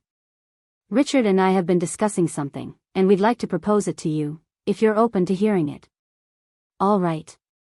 The money that was stolen from the trust, the $127,000 that was supposedly paid to you for childcare. When it's recovered through the legal process, we'd like to give it to you. I stared at her, shocked. What? No. I can't accept that. Why not? Richard asked. The money was claimed in your name. It was supposed to be compensation for services you would have been providing if there actually were grandchildren. You deserve to have it. But I didn't provide any services. I didn't earn that money. No, but you were used without your consent. Your name was exploited. Your relationship with your son was destroyed. You've spent weeks dealing with investigators and lawyers and the emotional trauma of all of this. Patricia leaned forward. Eleanor, you sacrificed your entire life for your son. You worked yourself to the bone to give him opportunities. And in return, he stole from us using your name and threw you away when you became inconvenient. Please let us give you something in return for what you've lost. I felt tears starting. I don't know what to say. Say yes, Richard said. Use the money to take a vacation, to fix up your apartment, to do something for yourself for once in your life. You've earned it 100 times over. I'll think about it, I said. That's all I can promise right now. That's all we ask. We talked for another hour, comparing notes on our children, sharing our grief and confusion. By the time I left Ashford's office, I felt less alone than I had in weeks. 3 months later, I sat in a federal courtroom watching my son plead guilty to wire fraud and theft. He'd taken a plea deal, 5 years in federal prison in exchange for testifying against Cassandra, who was facing additional charges and refusing to cooperate with prosecutors. Christopher looked small and defeated in his orange jumpsuit, so different from the confident doctor in the burgundy sweater I'd seen on Christmas Eve. When the judge asked if he understood the charges and the plea deal, his voice was barely audible. Yes, Your Honor. I sat in the gallery, wondering if he knew I was there. He never looked my way. Never acknowledged my presence. Even now, facing the consequences of his choices, he couldn't bring himself to look at me. After the hearing, I walked out of the courthouse into bright spring sunshine. Cherry blossoms were blooming in the park across the street, petals drifting on the breeze. The world was beautiful and indifferent to my pain. My phone buzzed. A text from Diane, coffee? My treat. You shouldn't be alone right now. I smiled and texted back, on my way. As I walked toward my car, I thought about the past 3 months.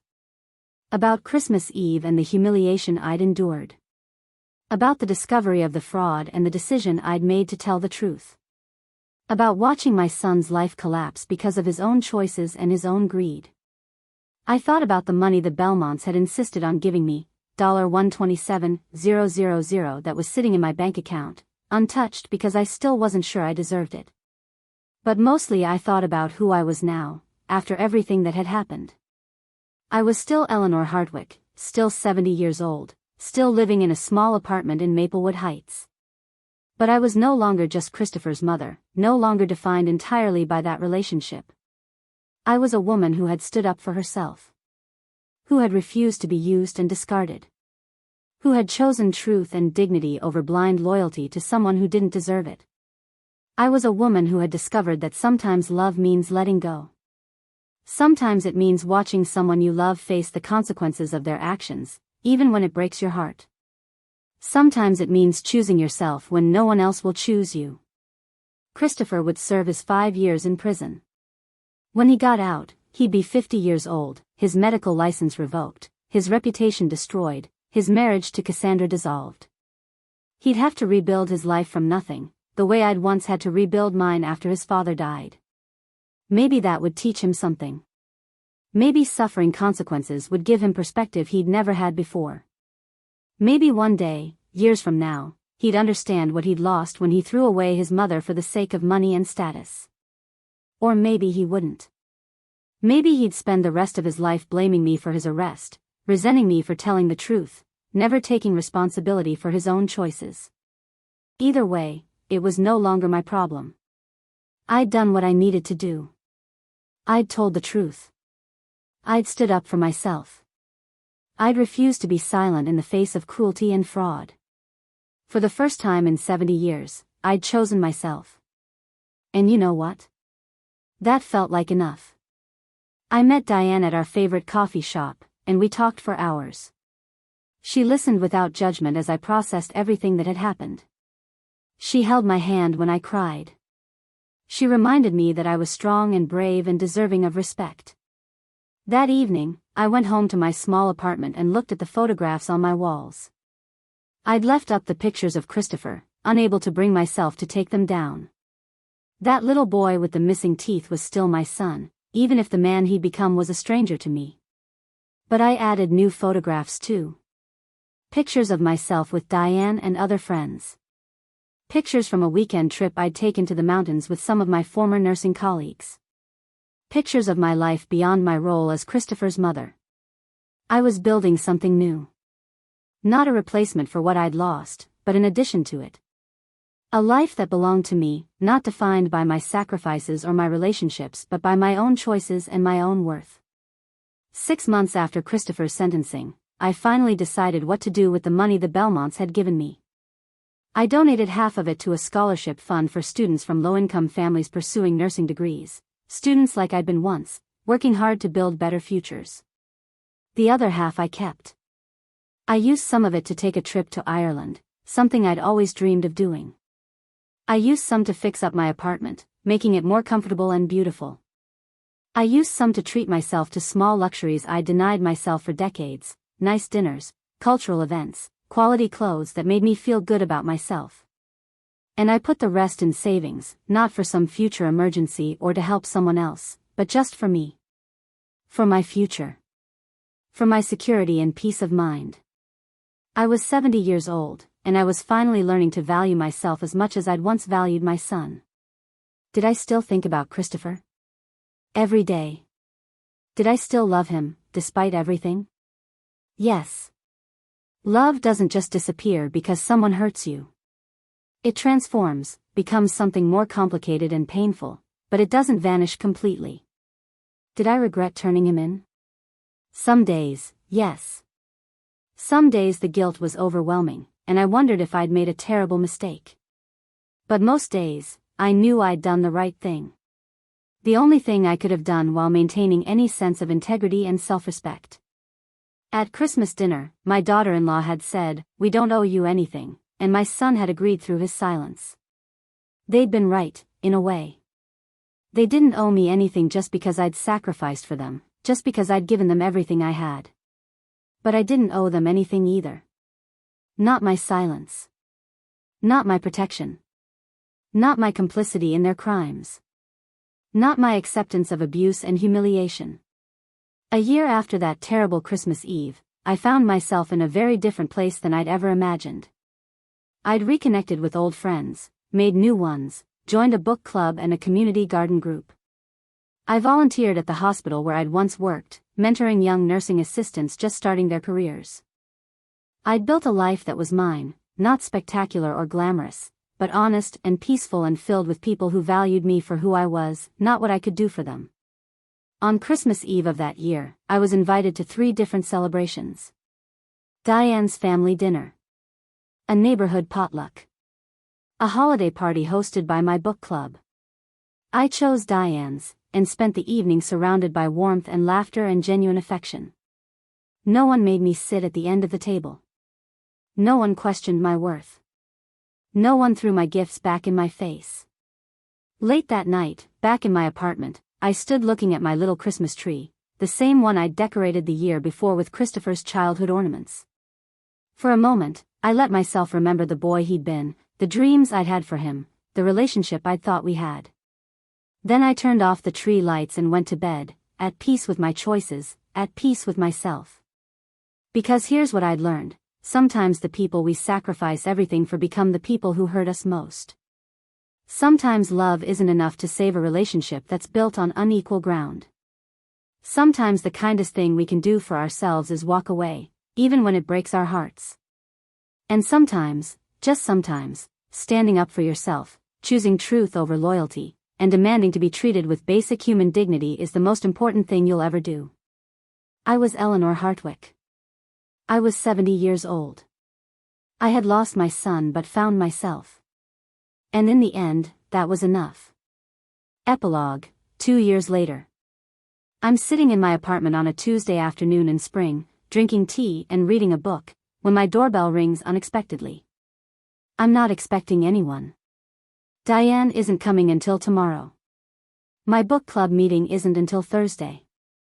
I set down my tea and walk to the door, checking the peephole. My heart stops. Christopher is standing in the hallway. He's thin, gaunt even, his face lined with new creases that make him look older than his 43 years. His hair has gray streaks I don't remember. He's wearing jeans and a simple button-down shirt, nothing like the expensive clothes he used to favor. He looks nervous, shifting his weight from foot to foot, his hands shoved deep in his pockets. I stand frozen with my hand on the doorknob, my mind racing. He got out early. Good behavior, probably. I'd known it was coming eventually, but I hadn't expected him to come here. To seek me out. Part of me wants to open the door. Part of me wants to keep it locked forever. I take a breath and open it. Mom. His voice cracks on the word. Can I come in? I study his face, looking for the arrogance, the shame, the coldness I remember from our last conversation. Instead, I see something I haven't seen in years, vulnerability. Real, raw vulnerability. Why are you here, Christopher? I need to talk to you. To apologize. To try to explain. Please, Mom. Just 15 minutes. If you want me to leave after that, I'll go and never bother you again. I should say no. I should close the door and protect myself from more hurt. But something in his face, in his voice, makes me step aside. 15 minutes. He enters my small apartment, looking around like he's never seen it before. Maybe he hasn't really seen it, all those years, he'd never really looked at how I lived, what my world was like. Do you want tea? I ask, more out of habit than hospitality. No. Thank you. I just want to talk. He sits on my couch, hunched forward, his hands clasped between his knees. I don't know where to start. Start with the truth. That's all I've ever wanted from you. He nods, and I see tears forming in his eyes. I'm sorry. God, Mom, I'm so sorry for everything. For Christmas Eve, for the things I said on the phone, for using your name in the fraud, for throwing away our relationship like it meant nothing. I'm sorry for all of it. You spent 2 years in prison. Did you spend that time figuring out what to say to me, or did you actually think about what you did? Both. I had a lot of time to think. A lot of time to realize what I'd become. What I'd lost. He wipes his eyes. Mom, I was wrong. About everything. About what mattered. About who I was. About what I owed you. You don't owe me anything, Christopher. You made that very clear. No, I was wrong about that too. I do owe you. Not money or gifts or grand gestures, but basic human decency. Respect. Love. Gratitude for everything you sacrificed. I owed you the truth instead of lies. I owed you inclusion instead of exclusion. I owed you protection instead of humiliation. I sit down in the chair across from him, maintaining distance. What changed? Why are you here now? Because I finally understood what you tried to teach me my whole life, that relationships aren't transactions. That love isn't about what someone can do for you. That family means showing up for each other, even when it's hard. Especially when it's hard. You learned that in prison? He laughs bitterly. I learned it by losing everything. My career, my marriage, my freedom, my mother. Cassandra divorced me within 6 months. Her parents won't speak to me. My friends disappeared. I lost it all, Mom. And you know what the worst part was? What? Realizing that the only person who'd ever truly loved me unconditionally, the only person who'd ever sacrificed anything real for me, was the person I'd treated the worst. The person I'd been ashamed of. The person I'd thrown away like garbage. Tears are streaming down his face now. I destroyed the one genuine relationship I had because I was so desperate to impress people who didn't actually care about me. People who valued me for my status and my money and what I could do for them. Cassandra. Cassandra, her friends, the people at that Christmas party, all of them. They didn't love me. They didn't even like me. They liked the image I presented, the lifestyle I could provide. When that was gone, they were gone too. But you, his voice breaks, you loved me when I had nothing. You loved me through everything. And I repaid that by using you, manipulating you, humiliating you. I feel my own tears starting, but I don't wipe them away. I did love you, Christopher. I still do. But love doesn't mean accepting abuse. It doesn't mean protecting you from consequences. It doesn't mean sacrificing my dignity so you can feel comfortable. I know. I know that now. And I'm not here asking for forgiveness, because I don't think I deserve it. I'm not here asking to be part of your life again, because I haven't earned that right. I'm just here to tell you the truth. To tell you that I was wrong. That you deserved better. That you deserve better. We sit in silence for a long moment. I look at this man, my son, my child, my greatest sacrifice and my deepest wound, and I see both the boy he was and the man he became and the man he might still be able to be. What are you doing now? I ask finally. Where are you living? I have a small apartment in Riverside, near the bus station. I'm working at a clinic for uninsured patients, doing administrative work. It's not medicine, I can't practice anymore, lost my license. But it's something. It's honest work helping people who need it. Are you staying out of trouble? Yes. I'm done with schemes and shortcuts and trying to impress people who don't matter. I'm done being the person I became. I'm trying to be someone better. Someone you might have been proud of once. I was proud of you once, I say quietly. I was proud of the little boy who worked so hard in school. The teenager who volunteered at the animal shelter. The young man who wanted to be a doctor to help people. I was so proud of who you were before you decided that wasn't enough. I know. I threw that away. I threw away everything that actually mattered for things that didn't matter at all. So what do you want from me now, Christopher? What are you hoping for by coming here? He looks at me with those eyes that are still my son's eyes, despite everything. Nothing. I'm not hoping for anything. I just needed you to know that I understand now. That I'm sorry. That if I could go back and do everything differently, I would. That losing you was the worst consequence of all my bad choices. But you can't go back. No. I can't. All I can do is move forward and try to be better. Try to be someone who might, someday, deserve to have a relationship with you again. Even if that's never. Even if you decide you're done with me forever. I just wanted you to know that I finally understand what I lost. I stand up and walk to the window, looking out at the parking lot, at the ordinary world continuing beyond this moment. I'm 72 years old now, Christopher. I've built a life without you in it. A life where I'm not defined by being your mother, where I'm not waiting by the phone hoping you'll call, where I'm not making excuses for your behavior or sacrificing my dignity for crumbs of your attention. I'm glad, he says, and he sounds like he means it. I'm glad you found that. You deserved it all along. I did deserve it. It just took me 70 years to believe it. I turn back to face him. I don't know if I can trust you again. I don't know if I can let you back into my life. You hurt me in ways I'm still healing from. You betrayed me, used me, humiliated me, and then abandoned me when I became inconvenient. I know. But I also know that people can change. That sometimes hitting bottom is what it takes to find your way back up. That sometimes the worst mistakes can teach the most important lessons. I'm trying to change, Mom. I'm really trying. I can see that.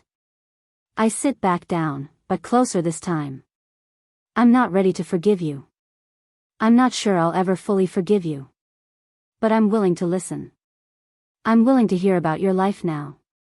I'm willing to give you a chance to show me, over time, that you've actually changed. Hope flickers across his face. Really? Really? But Christopher, this isn't a reconciliation. This isn't going back to how things were. This is starting from zero. Building something new, if we can. And it will take time. A lot of time. You can't fix 2 years of damage with one conversation. I know. I'll take whatever you're willing to give me. However long it takes. Then you can start by telling me about your life now. Your job. Your apartment. What you do with your days. No lies. No exaggeration. Just the truth. So he tells me. And I listen. And when his 15 minutes are up, I offer him tea after all, and he accepts, and we talk for another hour. When he finally leaves, promising to call next week if that's okay, I close the door and lean against it, exhausted but somehow lighter than I've felt in years. I don't know if Christopher has truly changed. I don't know if this is the beginning of a real reconciliation or just another disappointment waiting to happen. I don't know if I'll ever be able to fully trust him again or if our relationship will ever be repaired. But I know this, I survived losing him. I built a life without him. I found worth and purpose beyond being his mother. And because of that, I can approach this new beginning from a place of strength rather than desperation. I'm not the same woman who was thrown out of his house on Christmas Eve. I'm not the mother who would have accepted any treatment just to remain in her son's life. I'm not the person who believed her only value came from her sacrifices. I'm Eleanor Hartwick. I'm 72 years old. And I finally know my worth. If Christopher wants to be part of my life again, he'll have to earn it. He'll have to prove, through actions not words, that he's become someone who values me, respects me, and loves me not for what I can give him but for who I am. And if he can't do that? If this is just another manipulation or false start? Then I'll survive that too. Because I've already survived the worst. I've already lost him and found myself. And that self is strong enough to withstand whatever comes next. I make myself dinner that night, a nice meal, not just something quick and easy. I set the table properly, with real dishes and a cloth napkin. I light a candle. I take my time eating, savoring every bite, treating myself with the care and respect I deserve. After dinner, I call Diane and tell her about Christopher's visit. She listens without judgment, then asks the question I've been asking myself. What do you want, Eleanor? Not what he wants. Not what you think you should want. What do you actually want? I think about it for a long time. I want to give him a chance to prove he's changed. But I also want to protect myself. I want to be open to reconciliation without being desperate for it. I want to love him without losing myself again. That sounds wise, Diane says. That sounds like someone who's learned her worth. It took me long enough. Better late than never. That night, I stand in front of my mirror and look at my reflection. 72 years old. Gray hair. Lines on my face that tell the story of my life, joy and pain, sacrifice and survival, loss and rediscovery. I see a woman who gave everything for her child and lost him anyway. But I also see a woman who found herself in the losing. Who learned that self-worth isn't something someone else can give you or take away. Who discovered that sometimes the greatest love we can show ourselves is the courage to walk away from people who don't value us. And I see a woman who's strong enough to give second chances from a position of strength rather than weakness. Who can love without losing herself. Who can hope without being destroyed if that hope doesn't pan out. You survived, I tell my reflection. You survived, and you're stronger than you ever imagined you could be. And for the first time in years, I truly believe it. Thank you for following Eleanor's story. Life often teaches us that sometimes the people we love most hurt us deepest, and that choosing ourselves isn't selfish, it's survival. Sometimes standing up for yourself means watching relationships crumble, but it also means discovering strength you never knew you had. Eleanor's journey reminds us that it's never too late to value yourself, never too late to demand respect, and never too late to build a life that honors your worth. What would you have done in Eleanor's position? Have you ever had to choose between loyalty to someone you love and respect for yourself? Share your thoughts in the comments below, and let me know what country you're watching from.